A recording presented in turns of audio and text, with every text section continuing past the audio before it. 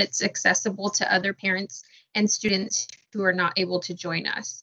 After this meeting is finished, Ms. Stanley will then compress the video and send it to me for posting on our YouTube channel. So in the morning, it should be available to everyone for viewing. So just want to start by saying, sorry, we scheduled this at 7 o'clock right when the Texans are going to play. For those of you that are interested in watching football. But I promise you that everything that is said tonight will be very helpful to you as you navigate through your senior year. We know that senior year is stressful in all kinds of ways, and not just because of our situation with virtual learning, but there's a lot of deadlines to meet. There's a lot of requirements for filling out a college application, for applying for financial, and making sure that you have everything you need to be ready to submit those applications. And so I will preface this meeting by stating that Ms. Stanley and Ms. Brooks are here at Eastwood to help all 12ers throughout that process. And so they know what they're doing. They understand college admissions requirements, and they understand complexities involved with a student to a college or university or vocational setting that is the right fit. So here at Eastwood, we avoid words like you'll never get in, or that's not where you should be thinking about. What is the best fit for you? Based on your academic record now, what schools should we be looking at so that we have a realistic approach for getting you in, right? I know that a lot of people aim super, super, super high, and that's great, but we also have to look at, we can apply there, but we have to look at backup options to our, holy grail of our choices. If you want to go to Harvard, we're going to try our best to get you there, but we also have to look at other options just in case your entire academic record and volunteer community service hours and extracurriculars don't align with their admissions criteria, right? So keep that in mind whenever you have college and career advising from either one of these two ladies. They are here to show you the way, and so trust in their knowledge and reach out whenever you need help. This is not the last meeting we will have as a senior class to talk about college and scholarships. I have full confidence in this graduating class that you all will exceed our expectations for college offers and scholarship offers that we've had in the past. I think the class of 2020 had about, 4 million, close to 4 million. And so I think we can definitely beat that number. Because you guys are a very intelligent bunch, and you all have been very involved in a lot of different things at Eastwood Academy. So with that being said, I will let Ms. Stanley take over the meeting. Thank you all for joining us. Okay, guys, so I'm going to kind of walk you through a PowerPoint. I'm not like the team's expert, so I don't really know how to look at the chat while I'm presenting the PowerPoint. So probably the best idea would be to write some of your questions down, and then if I don't answer them by the end, I can address those at the end. And so let me share my screen with you.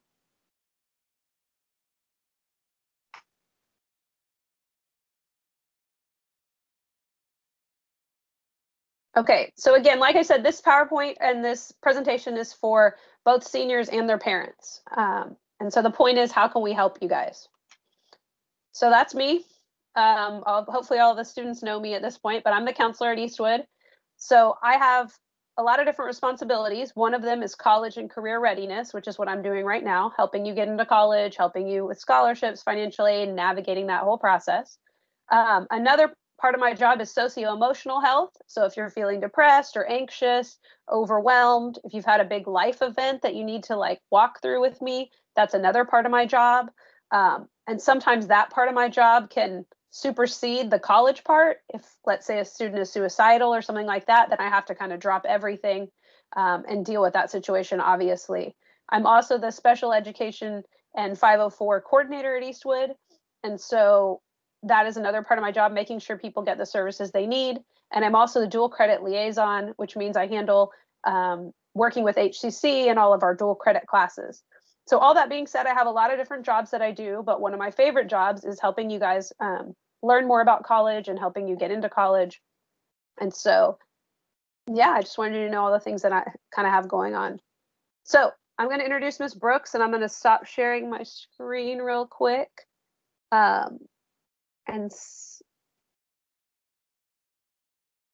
me get back in here so that she can introduce herself. Sorry. Okay. So I believe I'm no longer sharing my screen. Is that true, Ms. Brooks? That's true. You're not sharing your screen. That's true. You're not sharing your screen. Okay, Sorry so you can about that. introduce yourself, Ms. Brooks, and tell them a little about yourself. Okay. As she just said, my name is Cynthia Brooks, and my middle name is Renee. My friends call me Renee, and I don't have a problem with anybody who wants to just call me Renee. But so that you're not confused, because it's documented as Cynthia Brooks, you can call me Miss Brooks, Cynthia, whatever fits. I'm here to support Miss Stanley and Principal Leary, Miss Espinal, and you, and the parents and the students with whatever I can to help you with the process of getting into college, answering any questions that you have in preparation to get into college, for filling out financial aid forms, reviewing scholarship information, identifying scholarship information, helping you to identify what you want to do once you get to college, what career paths you want to take. I'm just here to help you navigate. So to answer any questions, my background is in higher education. I started my career working on the other side with universities. So for a lot of years, most of that time in California and the University of California system. I spent some time in Maryland with the University of Maryland system, and then here at the University of Houston, and with a couple of other private schools here in the country. So I went to college on the West Coast. I have done a lot of exploration here in Texas with Texas schools. My daughter went to school here in Texas, so I spent a lot of time exploring things here and learning about the systems here. So I have a lot of experience. I've worn a lot of different hats in higher education. And I'm new to HISD, but not new to the process of applying to college. I have sat at the admissions table, so I know what college admissions officers are looking for. When they see your application, when they read your essay, I know what they're looking for. And so I can help to guide you in that. So I enjoy it, very passionate about it. And the best thing for me is to see that when a student has submitted an application or chosen a school after they have been accepted, that they feel somewhat or mostly satisfied with that and feel like they're prepared to succeed. So if I can be of any assistance with helping you to lay a foundation so that once you do start to navigate things on your own, you feel like you've gotten a good start. So I'm here for you to answer any questions, to be a guide for you as a representative of the College and Career Readiness Department with HISD. Well, we're really happy to have you. I am very happy to have some backup and some extra help. What would be the best way for students to contact you? Right now, the best way to contact me would be probably through email. We can set up appointments through bookings. You can go through the school. I'm not sure. Ms. Stanley and I can talk about how we will set up making myself available for office hours on the days that I'm scheduled to be out on your campus. And we're still finalizing what those days that will be. So I am going to fall into place as it is convenient for the school and what is best to support the systems that you already have in place. So right now, email would be great. Texting me via Mowgli would also be great. I have a Google Voice phone number that I will make public so that students can contact me by phone if they need to. So right now, I want to be as available as possible, and we'll make it work. We'll figure out what works best for the student and for me and the school schedule. That sounds great. And most likely Miss Brooks will be assigned to our campus for 1 day a week. She has a few other campuses, but at the same time, it doesn't mean you can't email her if it's not Monday or not Tuesday or whatever. Right. Another thing that's great about Miss Brooks is this is her job. Her job is to help kids through the college process. That is a big part of my job, but it's all her job. And so it's really great to have someone that's dedicated to that, especially if I'm doing schedules or I'm doing something different. We have another person that you guys can rely on. So I really encourage you to get to know her. And she sounds like she has a wealth of information. So we're really glad to have her. And I'm glad to be here. And Ms. Stanley is right. That is my job, and I plan to do it very well. So hold me to it and take advantage of whatever you have. What I don't know, I know how to find out. So. Okay, sounds great. Okay, so we're going to keep going with the PowerPoint. See if I successfully share my stuff again here. Okay. So that's Miss Brooks' email. Another cool thing about Teams and all that is that you can also message her on Teams. So she's part of the HISD system. And so you can also email her at her name, cynthia.brooks@houstonisd.org. So I'm going to kind of give an overview of the college process and a little bit about your senior year. So I've had a lot of students ask me about whether or not they have the credits they need to graduate. So at Eastwood, pretty much every senior only needs about 3 to 4 classes to graduate. Obviously, we create a bigger schedule. You take more than just those classes, but most seniors, by the time they get to their senior year, only need English, math, science, and social studies. But the total graduation requirements are 4 credits of English. A credit would be 1 year, 4 credits of math, 4 credits of science, 4 credits of social studies, half a credit of health, 1 credit of PE, 2 credits of foreign language, 1 credit of fine arts, and 5.5 credits of electives.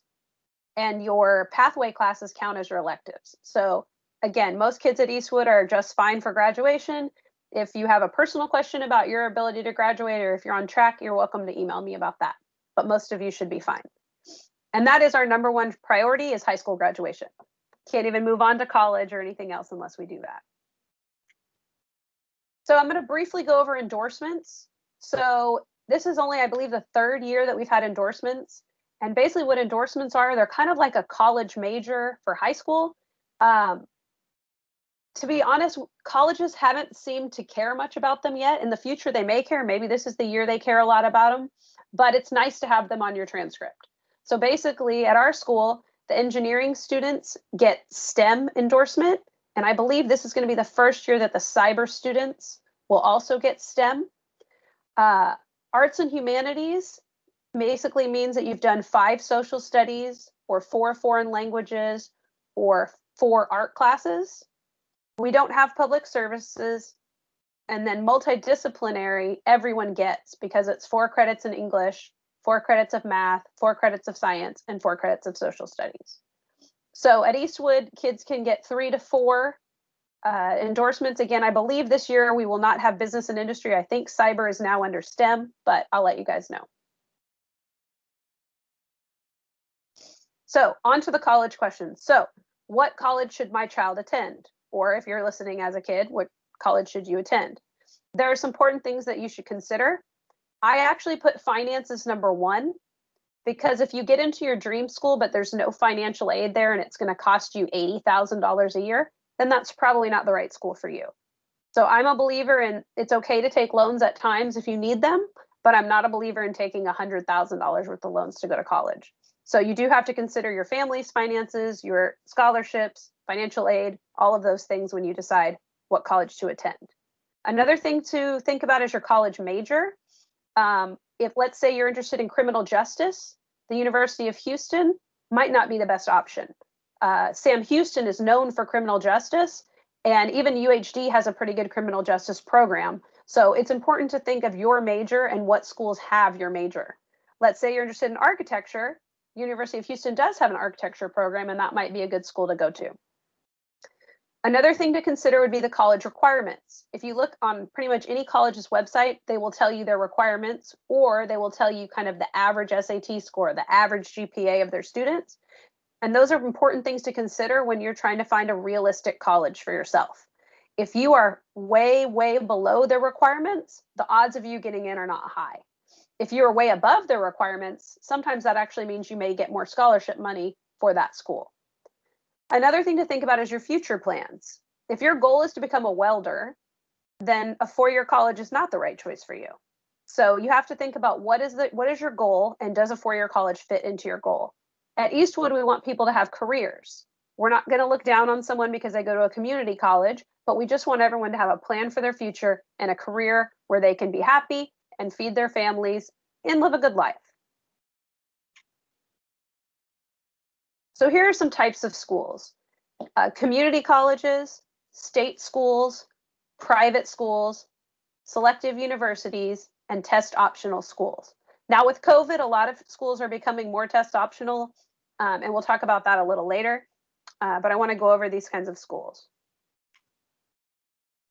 So community colleges. Community colleges are low cost. I think HCC right now is about $1,200 to $1,500 per semester. They have 2-year programs where you can transfer to a university. Mr. Mena, who used to work at Eastwood, he actually went to a community college before he went to A&M, but he still graduated with the regular A&M diploma. It doesn't have a little asterisk that says he went to community college. And so that can be a good option, especially if money is a problem for your family. Going to community college first can be a good option. Community college also has certificate programs like welding, like I mentioned. It also has things like plumbing or truck driving or lots of other things. And so those programs could be anywhere from 3 months to 2 years, and they can train you for a career in one of those fields. State schools. So state schools have an in-state tuition, which it can be a lot more affordable for families. Depending on the school, a lot of the in-state tuitions vary from about $10,000 a year to $15,000 a year. There are less scholarships at those schools, but they have lots of different things that you can study. So that's one of the advantages. So the cost is cheaper, but a lot of times you won't be able to get as many scholarships. And all the acceptance rates that I have here were accurate as of last year. I haven't had time to research them all, so they might be a little different right now, but this should still give you a good idea. So these are what I call selective state schools. That would be A&M and UT. All state schools have a top 10% automatic admission, except for the University of Texas. It's top 6%. I think A&M's still top 10, but it may be a little bit lower now. Again, they have the same thing where they have less school scholarships. One of the things that they have is different than some of the other schools is they have a holistic review process for people that don't automatically get in. What that means is they're going to look at your test scores. One thing I know they look at is your AP classes. And I know some of you guys have a ton of AP classes that you've done well in, and A&M and UT love to see that on your transcript. They will also look at your extracurriculars, and they will also really read your essay. So it's important to really put your best foot forward if you're going to try to get into one of these schools and you're not automatically admitted.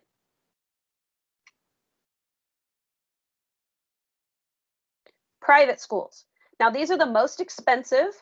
They usually do have very good scholarship packages, but at the same time, you have to be careful, because if a school costs $50,000 a year and they give you a $30,000 a year scholarship, that still means that you're going to have to pay $20,000 a year in tuition. So that is just something to keep in mind when you're looking at these schools. They also have very good alumni networks a lot of times, which is a bonus for if you end up at one of these schools. Alumni networks can help you get jobs, internships. They can help you if you move to a new city. So those are a beneficial part of a lot of these private schools. Selective schools. So those are private schools that have high requirements. The one that everybody wants to go to, I feel like, at Eastwood is Rice. And Rice is a great school, but we've had valedictorians who were not accepted to Rice. And we've had kids that weren't valedictorian who were accepted to Rice. So part of it, it's not just, are you number one? It's not just, you have a super high SAT score. They look at you as a whole person. Your essay matters. Your extracurriculars matter. Your community service matters. Now, these schools, if you are a family whose income is under $60,000, a lot of these schools, if you get in, will give you full scholarships. So we had a student that went to Tufts, and she got, I believe, a $240,000 worth of scholarship. So that paid to live on campus, that paid all her tuition, that even paid for her to fly out to the campus. One good thing about these schools is they give you a lot of connections for the future. If you want to go to law school, if you want to go to medical school, a lot of times going to these schools and doing well can really help you to get into a more prestigious medical school or a more prestigious law school. These schools also have very high graduation rates. Part of it is that they have small class sizes. They have professors that are going to know you by name. If you don't go to class, the professor's going to come talk to you about it. So they have a lot of programs for first generation students, and they do a lot to help people not get lost in the college shuffle.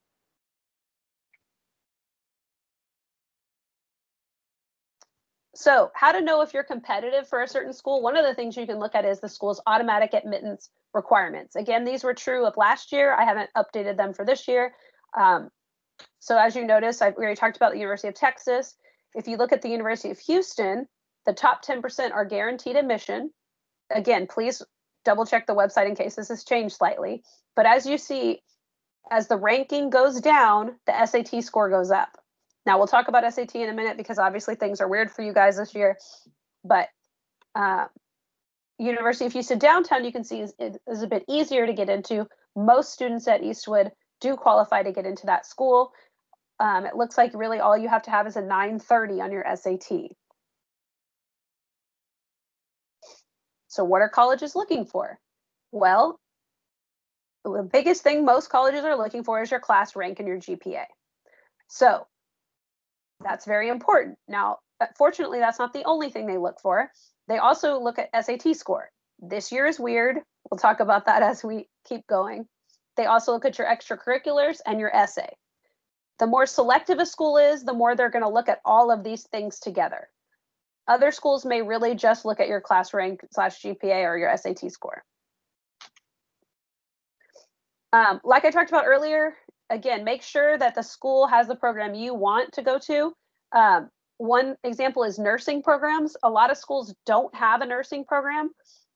Most nurses go 2 years to one school and then they transfer to a nursing school. So like Houston has like 10 different nursing schools, I think. So most people aren't just going to go to the University of Houston for 4 years and become a nurse. It's really a different process for nursing school. So one question a lot of parents ask is, should my student go out of state? Okay, that's really a family choice. It needs to be talked to amongst the family, and it is the right choice for some students and not for others. One advantage to going out of state is getting some better connections. A lot of those out-of-state schools, like I said, have those alumni networks. Let's say you go to school in Boston, you may have some new connections in Boston to get an internship there. Most of those schools have a better graduation rate, and a lot of them, students who go to those schools end up making a higher salary. So how many schools should my students apply to? Most students should apply to 5 to 7 schools. This should include at least one safety school. So a safety school is a school that you meet the requirements easily. For a lot of kids at Eastwood, UHD might be your safety school. For somebody else at Eastwood, maybe U of H is their safety school, or even A&M or UT. It depends on kind of your class rank and all the different things that you have going for you. And like Ms. Lira said, we're not going to tell you not to apply to Harvard, but you should definitely think carefully before you apply to a school that you do not meet the requirements for, or you fall very far below. Like, let's say most students at that school have a 1400 on the SAT, and on your PSAT, you had a 1000. You are still welcome to apply to that school, but the odds are that you probably will not get in. College visits. Again, this has gotten weirder because of COVID, but ideally you would visit the colleges you're interested in. And there, I think a lot of colleges are still doing in-person visits, but with restrictions, with masks and with much smaller amounts of people. But students get 2 excused college visits per semester. So I encourage you to use them. And so if you want to go on a college visit, all you have to do is tell Ms. Perot. And then when you go on the college visit, you're going to bring back a piece of paper from the college on its letterhead that basically says you were there for a visit. It's best to go to college when it's actually in session. So not during Christmas break and not during that college's spring break, because you don't get as good a feel for what the school is like when there's no kids there. There were a lot of fly-in programs. Most of them got canceled, but those were opportunities to actually fly out to some of the prestigious schools to see them in person. A lot of schools have virtual tours right now and virtual options. So I encourage you, go to the websites for the colleges you like and see if that college is offering a virtual tour and check it out that way. So for parents who did go to college or parents that went to college in another country, things have changed quite a bit in the admissions process. And we're going to go over a little bit of that.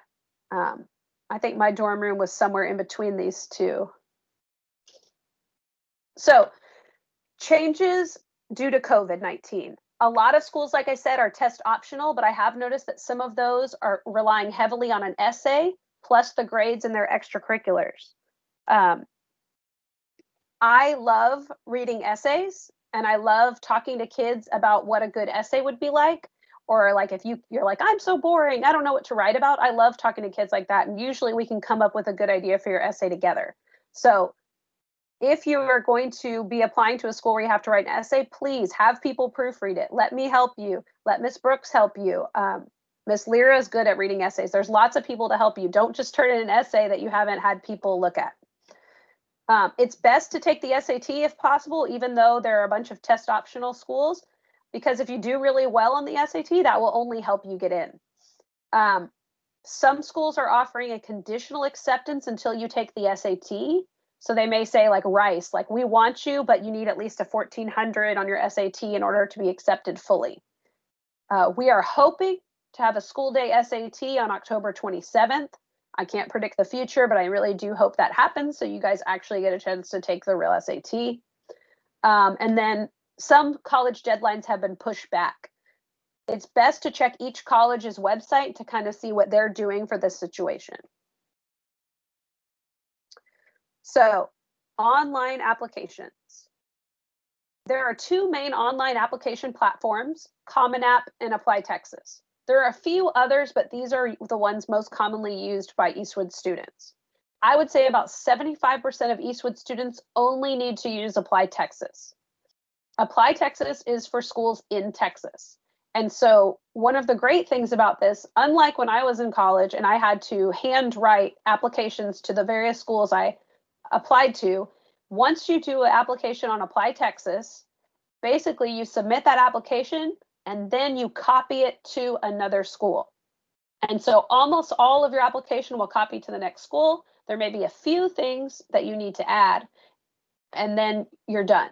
So it's the first application that really takes the longest time, and you're going to want to sit down and really put a good effort into it. I'd say the average kid takes about an hour or so to do the Apply Texas application the first time. They're going to ask you questions about which classes you're taking. They're going to ask you all kinds of different things. And so Ms. Brooks and I can definitely help you along the way if you run into any questions about any of the questions on the application.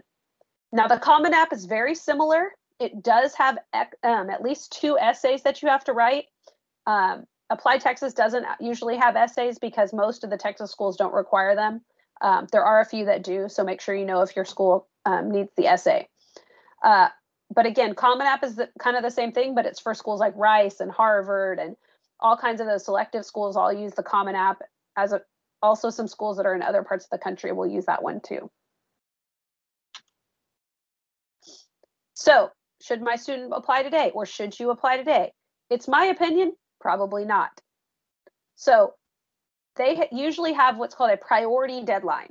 Okay, every school is slightly different in their priority deadline. Most schools don't have it anywhere before November 1st. That's kind of the earliest one you usually see. Again, check your specific school to make sure. But the college admissions representatives don't really start reading the applications until after that deadline. So if you apply in July, you apply July 15th when the application opens and you rush through it just to be the first one to submit your application is going to be compared with people's applications who spent months working on the application. So I'm not saying you have to spend months on your application, but I am saying make sure you have a good application and that it's thorough and it's done well before you turn it in. So you don't have to turn it in yet. These are my deadlines. So the Eastwood deadlines for me is to ideally finish all your college applications by Halloween. If you finish all your college applications by Halloween, then you have met the priority deadlines. For financial aid, I say Thanksgiving is a good time to have finished your financial aid. A lot of kids will try to do their financial aid before their college application. That's not a good idea. Number one, sometimes the records don't match up very well because the college has no record that you've applied. So basically, they're given this financial aid information that you have, but they don't even have a number for your application.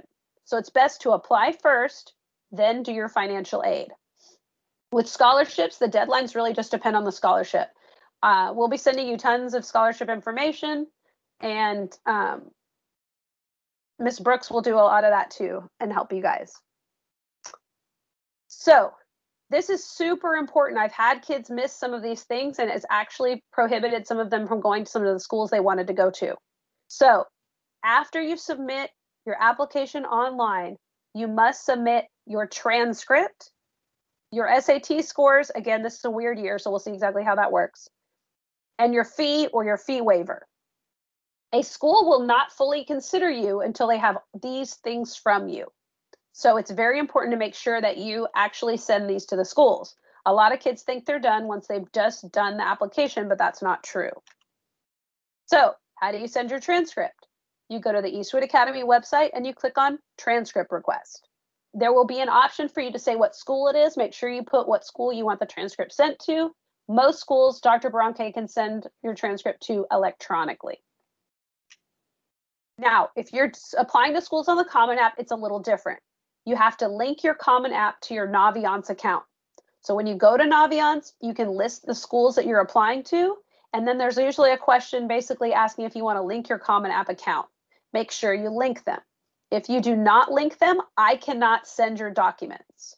So again, that's just for people doing the Common App. If you need me to help walk you through the process, I can totally do that. We could do a live team meeting or something like that, but make sure you link them or I can't send your important documents. So sending your SAT scores. Hopefully you can take the SAT on campus October 27th. When you take the SAT, you can choose up to 4 schools to send your scores to for free. Dixie's telling me about the subtitles. Yeah, they stopped. Hold on one second. It said I have to, if I stop and start it. Let me see.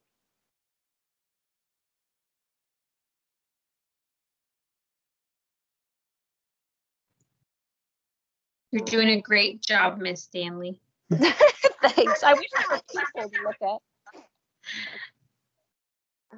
Okay. Let's see if the translation is working.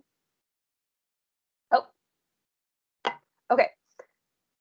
Okay, so sending your SAT scores. So again, hopefully you'll be able to take the SAT. You get 4 free score sends. Make sure to use those, especially because you guys are taking the SAT so late.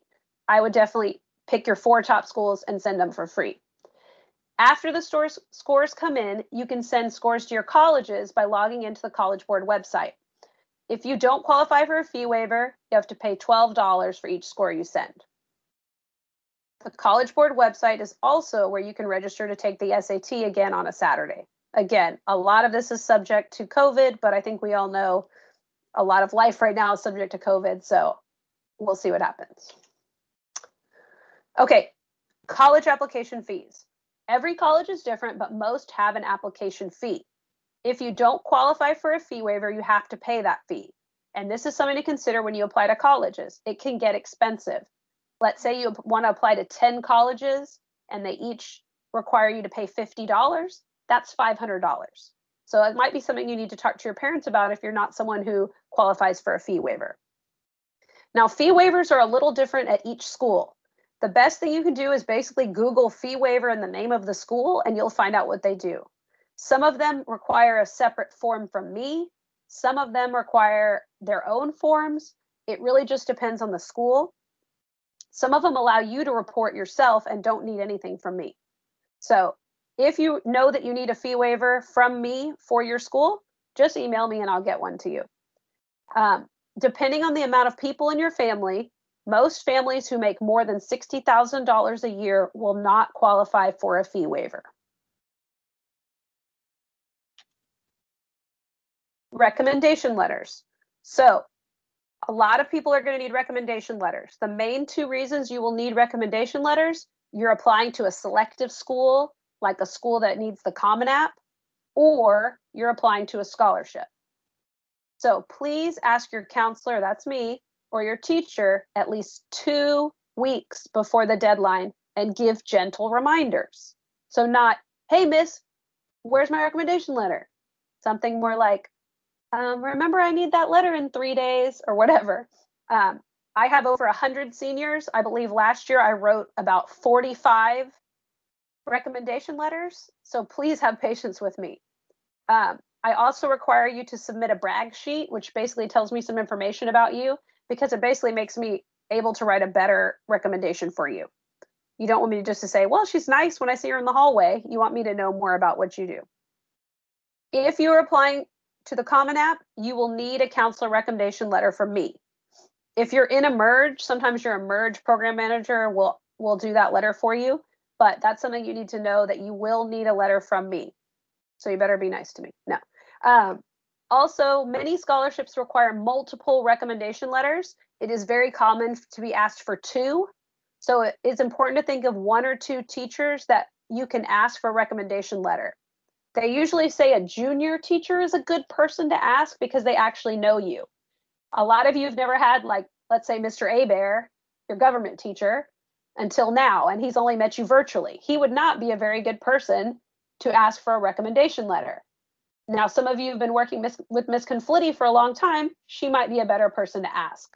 So another thing to think about is, if, let's say, you want to be an engineer, then a recommendation letter from Miss Conflitti might be a little bit more powerful than, let's say, from Mr. Durham. So what happens after you apply? So you've applied, you sent all of your documents that you were supposed to send. You need to check your email regularly.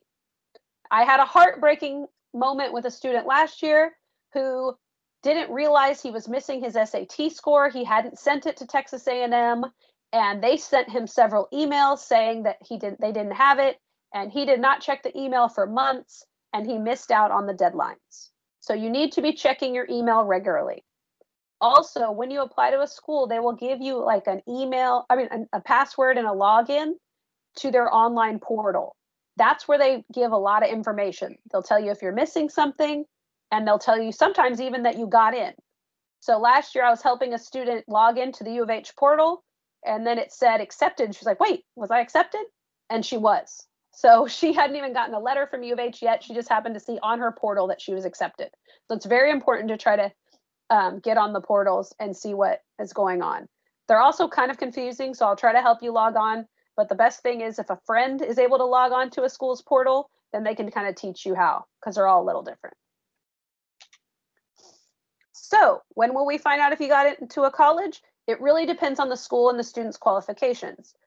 It is really hard to wait. And I know a lot of schools will start telling people even as early as like October and November, and it can be very disappointing if you haven't heard yet. I know when I was in college, a bunch of my friends found out before Christmas break that they got into UT, and I did not find out until spring break. And so it was very hard to wait, but spring break is actually a very common time for people to hear whether or not they got into a college. Usually you will find out how much financial aid you get at that time, because that's a big part of making your decision about what school to go to. Students make their final decisions by about May 1st, and then you can tell the college where you want to go. So I will do a separate presentation later on financial aid, but I want to give you guys the basics right now. Everyone should fill out the FAFSA or TASFA, no matter how much money their parents make. Schools use this information to award scholarships. We had a very high achieving student at Eastwood a few years ago. He made over a 1400 on his SAT, which is a very good score, and his parents were in the group that made over $60,000. This student applied to U of H and was actually given a $5,000 academic scholarship per year, which is actually that's almost half of what the tuition costs.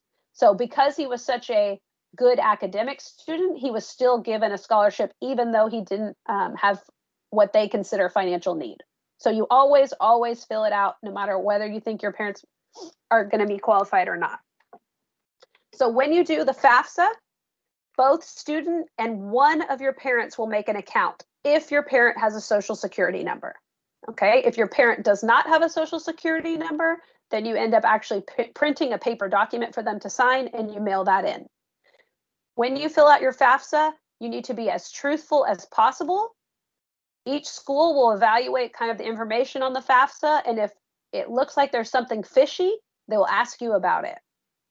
So make sure to be as honest as possible, and if things don't match up, sometimes you won't get financial aid. So the word FAFSA stands for Free Application for Federal Student Aid. FAFSA does not give you money. Schools use FAFSA to determine your financial aid. So a lot of people will say, oh, FAFSA is giving me $6,000. That's not the way it works. So FAFSA will give you an estimate of how much free money you would get from the government. So in Texas, you can get free money from the United States government and from the Texas government. So FAFSA might say $6,500, but that's just from the United States government. Some students will also get money from the Texas government, which could mean that you get like $12,000 worth of free money. So FAFSA versus TASFA. How do I know which one to do? If the student is a US citizen, they need to complete FAFSA. If the student is not a US citizen and is not a permanent resident and wants to go to school in Texas, they need to complete TASFA. In Texas, undocumented students can still get financial aid for college. They cannot get financial aid from the US government. FAFSA opens October 1st. I've had at least one kid tell me I tried to start my FAFSA, but it wouldn't give me the right year. It wouldn't give me 21. What was that? Going to be 21, 22, I guess. And that's because it's not open yet. Okay, it opens on October 1st. This is like college applications to me. Don't rush too quickly and put down wrong information. It's pretty annoying to have to fix your FAFSA. And also, every time you submit your FAFSA, you have a chance of getting something called verification. So if something looks weird on your FAFSA, it doesn't add up. Let's say your parents are married, but they're not filing their taxes together. Somebody's filing head of household. That's a big red flag. And what will happen is you will have to submit a lot more documents to show that what you are saying is true. Another way you can get verified is the random verification. So basically every, I don't know how many thousands or so, they will choose someone to be randomly verified. Every time you submit the FAFSA, if it's the first time or if you're making a correction, you have a chance to be randomly selected for verification and have to turn in extra documents. So ideally, you only submit it one time and you submit it properly. My deadline, like I said, is Thanksgiving. If you submit your FAFSA by Thanksgiving, you will be entitled to all the money that you are entitled to. The priority deadline for FAFSA in Texas is January 15th. So as you can see, Thanksgiving is way before then. What can I do now for financial aid?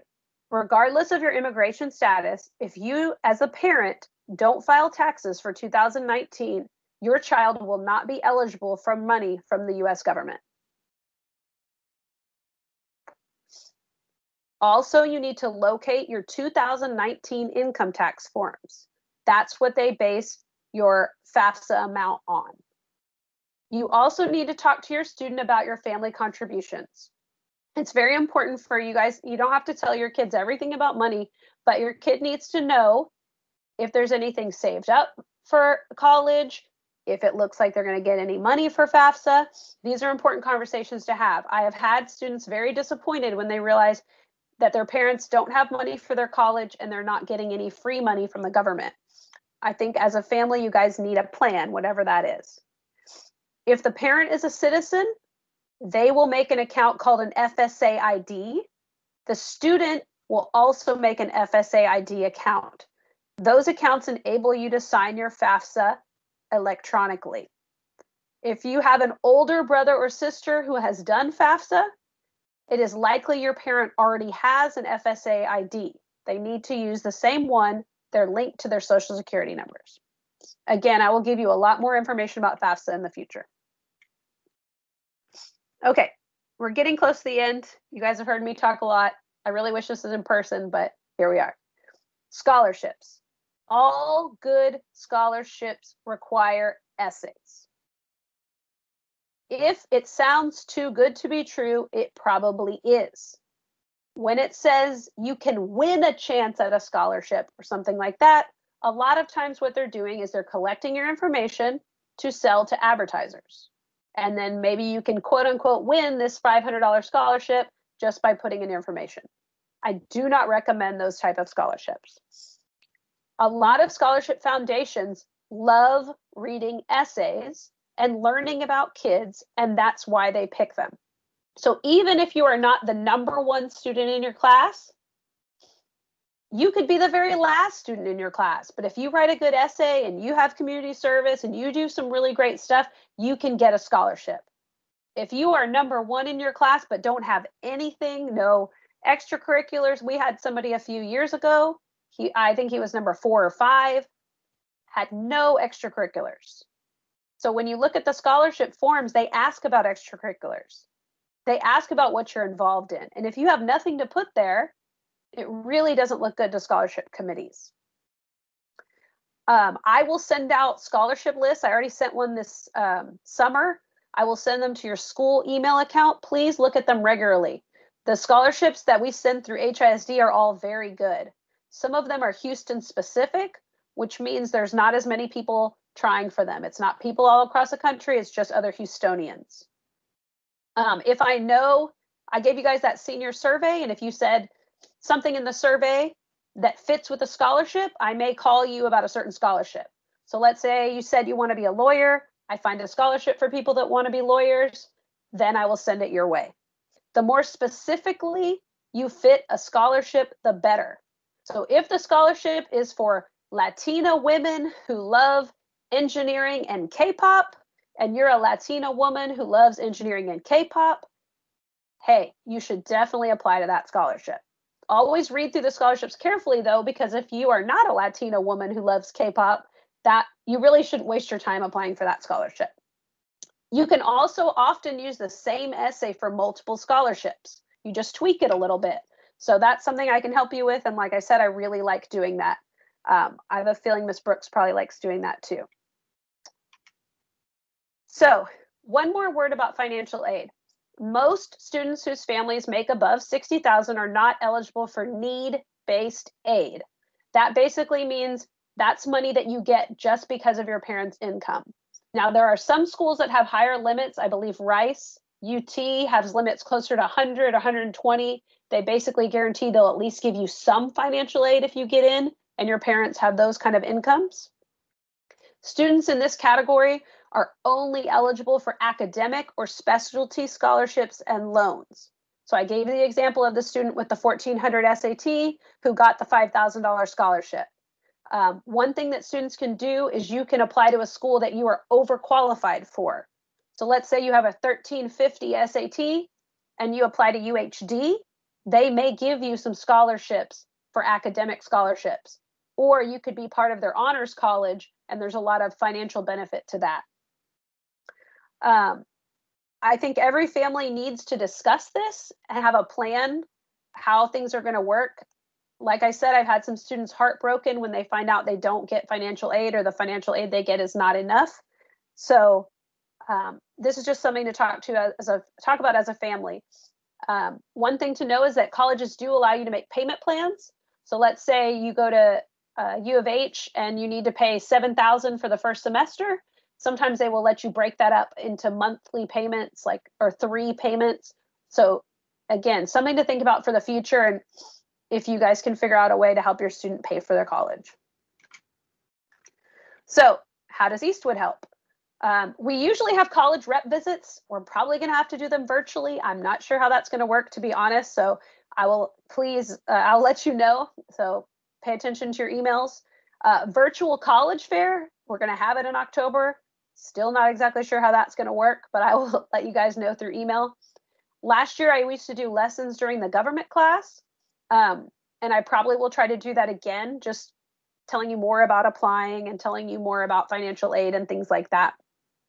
And then family conferences and student conferences. So I'm trying to figure out, I probably have Miss Bueno help schedule conferences, but I would like to talk to each student, at least the student, and preferably the student in the family this semester. So I'd like to talk to you about your college, kind of help you navigate the process. And then these meetings would probably be through Teams. If it was a regular year, I'd just call you out of class, but it's a little different. But I definitely want to meet with as many of you as I can. And like I said, Ms. Brooks can also meet with you guys, and we'll give you more information on how to set up those appointments. I was just about to say, me too. There you go. So here's the main people that can assist you. Now, there are lots of people on campus that want to help, but I would say that kind of the college specialists would be myself, obviously. Ms. Dixie used to be a counselor, and she's now more of a vice principal, but she still knows a lot about the college process. And then obviously Ms. Brooks, who's, that's her job. So I know I gave you guys so much information, but now I can answer questions, and I'll stop sharing my screen so I can see if anybody has anything in the chat. And feel free to unmute your mic and ask a question if you have one as well. Hi, Miss Stanley. Can you hear me? Yeah. Okay. My son is Vicente Barrera, and one question that I have is in regards to when applying for scholarships and asking teachers for recommendations. Can he use those teacher recommendations for different scholarships, or does he strictly have to use it for one specific scholarship application and then get another recommendation? That's actually a great question. I didn't touch on that. So the great thing about once somebody writes one recommendation letter, like for example, I've actually written one for Vicente. So if he wants me to write one for a new scholarship, I'll just update it because it's from last year, and then I'll just change it to the new scholarship. So once someone has written written a recommendation letter for you, it's very easy to write another one. Okay, thank you. Yeah, I just cut and paste for the new scholarship. It's the first one that takes a lot of time. Awesome, thank you. Mm-hmm.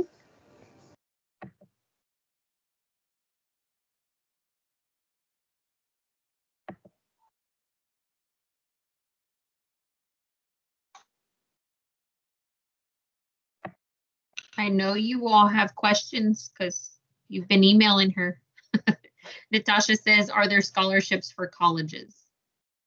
So there's two main types of scholarships. There's scholarships that are private scholarships. So those would be scholarships, like it could be anything, to be honest, like someone who's lost a loved one might have a scholarship in their name. It might be a club has a scholarship. It might be a law firm has a scholarship.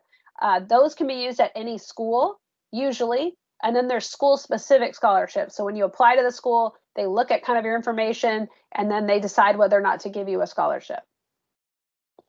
SAT prep days. I mean, that's a decent idea. My advice right now would be to kind of do Khan Academy, even though I know it's boring.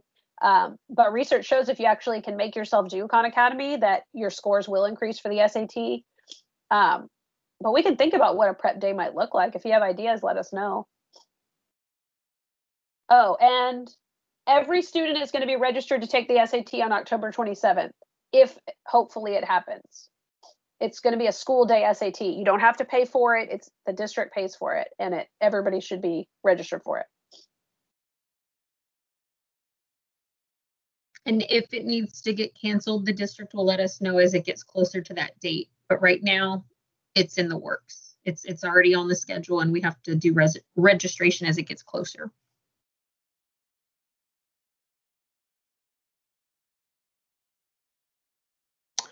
I think the biggest piece of advice that I could give you all from the time that I started at Eastwood about 9 years ago, the biggest struggle I see every single year is that we start off strong at the beginning of the year like we are now, informing everybody and letting you know everything you need to know about the process. And for one reason or another, seniors and families always think well, that's a long time from now. We have months. It's fine.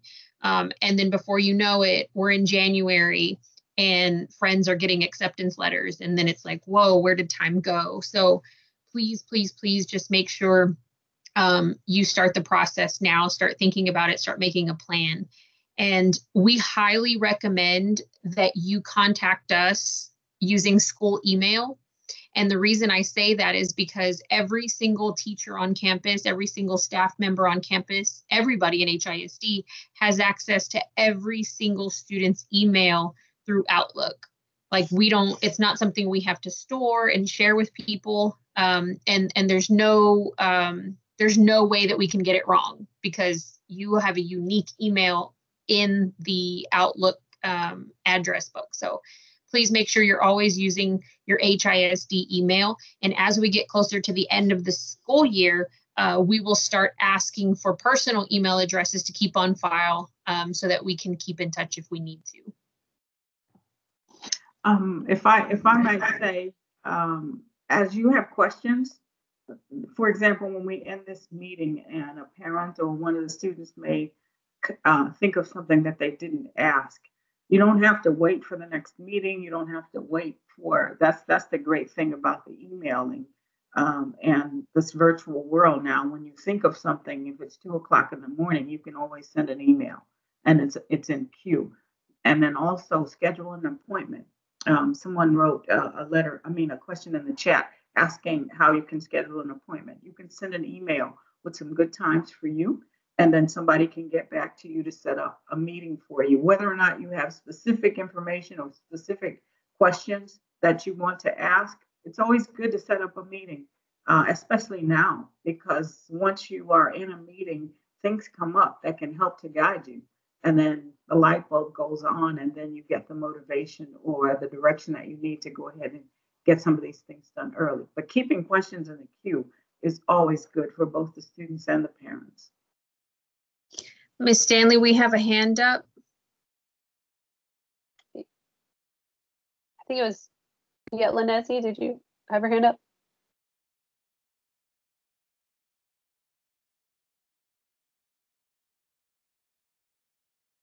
Maybe someone asked the same question.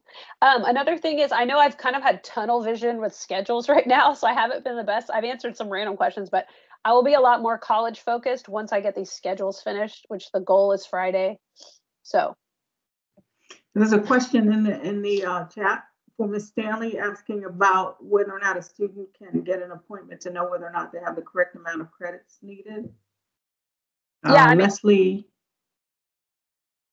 Yeah, I mean, you just email me and we can figure it out, but you do have the amount of credits, but I can reassure you if you need to be reassured. But everybody right now that's a senior is on track and should have the classes. The only exception would be people that don't have health yet. And I know that you don't have health yet, and you guys are gonna do that virtually through Apex. But you should be good. And Leslie, rest assured that as we started scheduling seniors, Dr. Baronke in the summer did a credit evaluation on every single senior one by one, and sent us a list of, and it was a very small list, I think only 2 or 3 kids that needed certain courses to graduate. Everybody else is right on track. And if you fall within those 2 to 3 students, we've probably already reached out to you. So you all are on track. One thing to remember though is everyone pretty much needs government, economics, English. A lot of you need math and a lot of you need science. So take those classes very seriously this year. Don't scare me by failing government, because then you'll have to take it online at the last minute. And Christian wants to know if he already knows the school that he wants to go to, if he can get information on how to, what the requirements are for that school. Of course, just send an email and let us know have you uploaded that information in Navient? And the schools that you're thinking about. If you've already put that in there, then somebody can take a look at that information and help you make sure you're on the right track for what the requirements are for being admitted to that school. Yeah, Naviance does have a lot of tools that you can use to kind of explore colleges and also like say which colleges you're interested in. But another thing, Christian, is you can also kind of Google the college and look for that school, like their actual website. A lot of times we'll have that information, or sometimes it's hard to find on their website. So you have to Google like SAT requirement U of H instead of just trying to find it on their website. But I can help you if they're looking for something. And if you guys are trying to get the process started within this next week or so, like Miss Stanley mentioned, she is like fully engrossed in getting everybody's schedules changed. So I would highly recommend reaching out to Miss Brooks if you want some college advising that's specific to like Christian's needs, for example. I would reach out to Miss Brooks for this coming week and possibly halfway into the next before Miss Stanley is able to really focus on answering specific questions in email. Because right now she's been instructed to go through her emails and just look for schedule change urgencies so that we can get those processed in time. And as an update, I'm on Saturday's emails right now. So I still have Sunday, Monday, Tuesday, Wednesday emails to look at.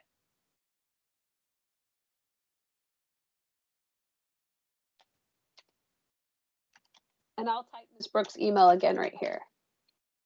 And I am happy to fill in the gap, so I'll get back to everybody as quickly as possible.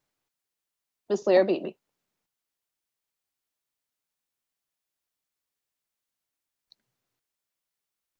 Okay, and as a reminder, this meeting has been recorded. It will be downloaded and then we will get it on YouTube before the morning. So if any of your friends didn't have a chance to attend, they can watch it on our YouTube channel. If there aren't any other questions, we are finished for the evening. And Ms. Stanley, before you end the meeting, if you could please download the participant list. Thank you all for joining us. Have a good evening. And I think the Texans just made a really big play. So good night.